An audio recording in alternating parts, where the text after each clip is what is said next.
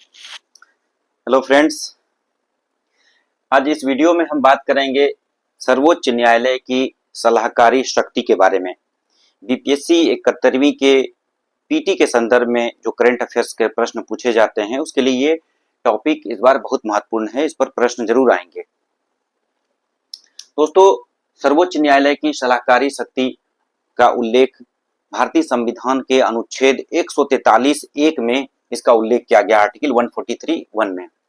हुआ यह है कि हमारी जो राष्ट्रपति महामहिम राष्ट्रपति द्रौपदी मुर्मू के द्वारा आर्टिकल 143(1) के तहत अपनी शक्ति का प्रयोग करते हुए उनके द्वारा माननीय सर्वोच्च न्यायालय से 14 प्रश्न संवैधानिक मामले पर पूछे गए हैं। उनके द्वारा जो प्रश्न पूछे गए हैं उसमें सबसे महत्वपूर्ण प्रश्न है कि जो राज्य विधानसभा है, राज्य विधानसभा के द्वारा जो प्रस्ताव जो पारित किया जाता है उस पर राज्यपाल या राष्ट्रपति के अनुमति के लिए क्या सर्वोच्च न्यायालय समय सीमा निर्धारित कर सकती है क्या? ये प्रश्न पूछे गए हैं, सबसे महत्वपूर्ण प्रश्न।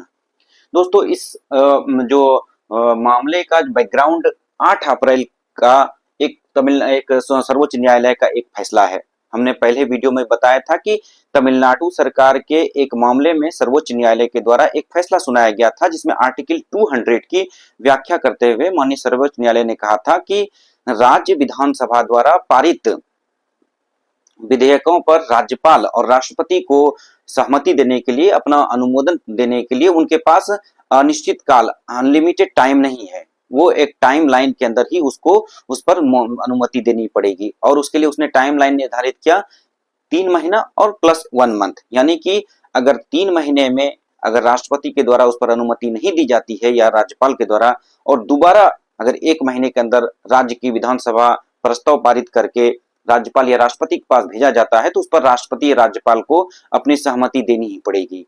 तो एक तरह से एक टाइम लाइन निर्धारित कर दिया है माननीय सर्वोच्च न्यायालय ने अपने 8 अप्रैल के ऐतिहासिक फैसले में। अब इसी फैसले के पृष्ठभूमि में माननीय जो महामहिम राष्ट्रपति जी के द्वारा सर्वोच्च न्यायालय से 143 के तहत प्रश्न पूछे गए हैं कि क्या सर्वोच्च न्यायालय समय सीमा निर्धारित कर सकती है क्या? इस प्रश्न का जवाब देने के लिए सर्वोच्च न्यायालय में एक कॉन्स्टिट्यूशनल बेंच, संवैधानिक पीठ का गठन किया गया है जिसकी अध्यक्षता चीफ जस्टिस ऑफ इंडिया के द्वारा किया जा रहा है। एक 5 सदस्यीय कॉन्स्टिट्यूशनल बेंच का गठन किया गया है। होता क्या है कि जब भी बड़े सार्वजनिक हित के या कानूनी हित के या संवैधानिक प्रश्न अगर सामने आते हैं सर्वोच्च न्यायालय के सामने, तो सर्वोच्च न्यायालय के द्वारा 7 सदस्यीय या 5 सदस्यीय कॉन्स्टिट्यूशनल बेंच का गठन किया जाता है। तो वही इसमें भी किया गया है। माननीय सर्वोच्च न्यायालय के द्वारा कॉन्स्टिट्यूशनल बेंच का गठन करके राज्यों को और केंद्र सरकार को नोटिस भेज करके अपना पक्ष रखने के लिए कहा है कि जो सवाल पूछे गए उस पर अपना पक्ष रखिए। अब हम देख लेते हैं कि आर्टिकल 143 क्या कहता है, बेसिकली हमारा संविधान क्या कहता है। दोस्तों, आर्टिकल 143 सुप्रीम कोर्ट की सलाहकारी शक्ति प्रदान करता है। आर्टिकल 143 2 मामलों पर सर्वोच्च न्यायालय को यह पावर देता है कि वह राष्ट्रपति को सलाह प्रदान करे। एक मामला है कि सार्वजनिक महत्व के अगर संवैधानिक या विधिक मामले अगर उत्पन्न होते हैं देश के सामने तो उस पर वो राष्ट्रपति सर्वोच्च न्यायालय से सलाह मांगते हैं। दूसरा जो मैटर है जिस पर की सलाह मांगा जा सकता है वो है पूर्व संवैधानिक संधि या समझौते पर, यानी कि संविधान लागू होने से पहले कोई संधि हुआ है, समझौता हुआ है, तो उस पर यदि राष्ट्रपति के द्वारा उससे सलाह मांगा जाता है तो सलाह दिया जाता है। अब यहाँ पर ध्यान रखने वाली बात यह है कि पहले मामले पर जो सार्वजनिक महत्व के संवैधानिक मामले हैं इसमें सर्वोच्च न्यायालय सलाह दे भी सकते हैं और सलाह देने से मना भी कर सकते हैं। इस बात को ध्यान रखने की जरूरत है। लेकिन दूसरा जो मामला है जो पूर्व संवैधानिक संधि या समझौते के मामले आते हैं, इस पर सलाह देना सर्वोच्च न्यायालय पर बाध्यकारी होता है। और दूसरी बात एक और ये है कि जो सलाह दिए जाते हैं सर्वमान्य सर्वोच्च न्यायालय के द्वारा महामहिम राष्ट्रपति को, तो वो भी महामहिम राष्ट्रपति के लिए उसको मतलब कि एक्सेप्ट करना बाध्यकारी नहीं है, वो सलाहकारी ही है। एक तरह से वो सिर्फ केवल उसके विवेक पर है कि उसकी सलाह को माने या ना माने। अब दोस्तों, जब बात सर्वोच्च न्यायालय की शक्ति की आती है तो थोड़ा सा हम लोगों को उसकी शक्ति के बारे में थोड़ा डिटेल से थोड़ा देख लेना चाहिए कि कहीं हो सकता है कि इस टॉपिक के संदर्भ में सुप्रीम कोर्ट के अन्य जो पावर्स हैं उस पर भी प्रश्न कहीं पूछे जा सकते हैं। दोस्तों, सर्वोच्च न्यायालय को भारतीय संविधान के द्वारा कई पावर्स दिए गए हैं। उसमें सबसे महत्वपूर्ण पावर है मूल क्षेत्राधिकार। मूल क्षेत्राधिकार जिसको कि संविधान के आर्टिकल 131 में इसका विवरण दिया गया है। मूल क्षेत्राधिकार क्या है? सॉरी, मूल क्षेत्राधिकार क्या है कि जब केंद्र और सरकार और राज्य सरकार के बीच में कोई संवैधानिक मामले उत्पन्न हो जाते हैं या दो राज्यों के बीच में कोई संवैधानिक मामले उत्पन्न हो जाते हैं तो वैसे मामले को सुलझाने के लिए डायरेक्ट सुप्रीम कोर्ट में मामला भेजा जाता है। किसी भी हाई कोर्ट को यह पावर नहीं है कि ऐसे मामले को सुनवाई कर सके, चाहे दो राज्यों का विवाद हो या फिर केंद्र और राज्यों का मामला हो। लेकिन इसमें यह ध्यान रखा जाता है कि वो मामले कभी भी राजनीतिक मामले नहीं हो, चाहे नदी जल का विवाद हो या छोटे छोटे जो बिंदु जिस पर कि केंद्र सरकार राज्य सरकार के बीच में राशि का बंटवारा का मामला हो, ऐसे मामले की सुनवाई इसके तहत नहीं की जाती, बल्कि वैसे मामले की जाती है जिसमें कानून का मामला हो, जिसमें संवैधानिक प्रश्न हो। तो एक तरह से मूल क्षेत्राधिकार में जो फेडरल डिस्प्यूट्स है उसको सुलझाया जाता है। दूसरा जो सुप्रीम कोर्ट का महत्वपूर्ण पावर है वो न्यायाधीश क्षेत्राधिकार है, जिसको रिट ज्यूरिडिक्शन भी कहा जाता है। इस ज्यूरिडिक्शन में माननीय सर्वोच्च न्यायालय में कोई भी व्यक्ति जिसके मौलिक अधिकार का हनन होता है वो डायरेक्ट सर्वोच्च न्यायालय में वो केस दायर कर सकते हैं।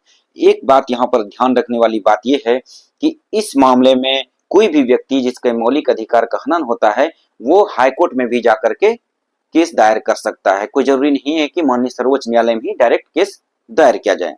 तो न्यायाधीश क्षेत्राधिकार में हाईकोर्ट और सुप्रीम कोर्ट को दोनों को पावर है सुनने का, जबकि मूल क्षेत्राधिकार में केवल सर्वोच्च न्यायालय ही उसे मामले को सुन सकते हैं। तीसरा जो सुप्रीम कोर्ट का महत्वपूर्ण पावर है अपीली क्षेत्राधिकार है। उसका उल्लेख आर्टिकल 132 से 136 के बीच में किया गया है। अपीली क्षेत्राधिकार में सर्वोच्च न्यायालय उच्च न्यायालय के किसी भी मामले पर अपील सुन सकता है, चाहे वो मामला दीवानी से जुड़ा हो या फिर वो आपराधिक मामला हो या संवैधानिक मामले हो। यहाँ पर एक विशेष जो फैक्ट्स ध्यान रखने की जरूरत है वो ये कि अगर किसी व्यक्ति को उम्र कैद की सजा हुई हो तो उसको उम्र कैद तब तक नहीं दी जा सकती है जब तक कि सर्वोच्च न्यायालय उस पर मुहर न लगा दे। अब यहाँ पर एक अगला जो सुप्रीम कोर्ट का जो पावर है वो है सलाहकारी 143 के तहत, जो कि हमने पहले चर्चा कर लिया है। अगला जो सुप्रीम कोर्ट का महत्वपूर्ण पावर है वो है 129 आर्टिकल के तहत अभिलेख न्यायालय का पावर। अभिलेख न्यायालय का मतलब होता है कि सर्वोच्च न्यायालय के द्वारा जो भी फैसले सुनाए जाते हैं एक तरह से उसके अभिलेख के रूप में सुरक्षित रखे जाते हैं, मतलब कि उसके फैसले एक तरफ कानून के रूप में इस्तेमाल किए जाते हैं। उस पर किसी भी प्रकार का प्रश्न चिन्ह नहीं उठाया जा सकता है।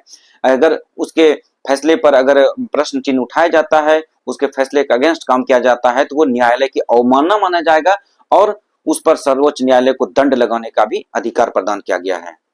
अगला महत्वपूर्ण जो पावर है सुप्रीम कोर्ट को जो संविधान के द्वारा प्रदान किया गया है वो है न्यायिक समीक्षा। न्यायिक समीक्षा के तहत सर्वोच्च न्यायालय को किसी भी स्टेट के द्वारा या किसी सेंटर के द्वारा, विधानसभा के द्वारा या फिर पार्लियामेंट के द्वारा पारित कानून या बनाए गए कानून को की समीक्षा करने का पावर है कि क्या वो संविधान के प्रावधानों के अनुरूप है या नहीं है। अगर उनको लगता है कि संविधान के प्रावधानों के अनुरूप नहीं है या संविधान का उल्लंघन कर रहा है तो वैसे कानूनों को रद्द कर देते हैं इस पावर के तहत। इसी तरह से माननीय सर्वोच्च न्यायालय को एक और महत्वपूर्ण पावर है वो है संविधान की व्याख्या। जब भी बात आती है किसी संविधान के किसी आर्टिकल पर की व्याख्या पर तो माननीय सर्वोच्च न्यायालय को ही ये पावर है कि वो संविधान की व्याख्या कर सके। इसी तरह से इलेक्शन विवाद को सुलझाने का पावर भी सर्वोच्च न्यायालय में निहित किया गया है। सर्वोच्च न्यायालय राष्ट्रपति का इलेक्शन हो या फिर उपराष्ट्रपति का इलेक्शन, उसमें अगर किसी भी प्रकार का विवाद उत्पन्न होता है तो उसकी सुनवाई का पावर केवल और केवल सर्वोच्च न्यायालय को है। तो दोस्तों, हमने इस वीडियो में देखा सर्वोच्च न्यायालय की सलाहकारी शक्ति के बारे में और हाल में ये क्यों चर्चा में रहा है हमने वो चर्चा किया कि 14 क्वेश्चंस पूछे गए हैं महामहिम राष्ट्रपति के द्वारा। इसके कारण से ये काफी हाईलाइटेड क्वेश्चंस है अभी। इसी संदर्भ में हमने 143 का क्या प्रोविजन है संवैधानिक, उसके बारे में डिटेल से समझा, और साथ ही साथ सुप्रीम कोर्ट के अन्य जो शक्तियां हैं सुप्रीम कोर्ट की, उनके बारे में भी थोड़ा सा हमने समझने का प्रयास किया। तो इस वीडियो में इतना ही। Thank you.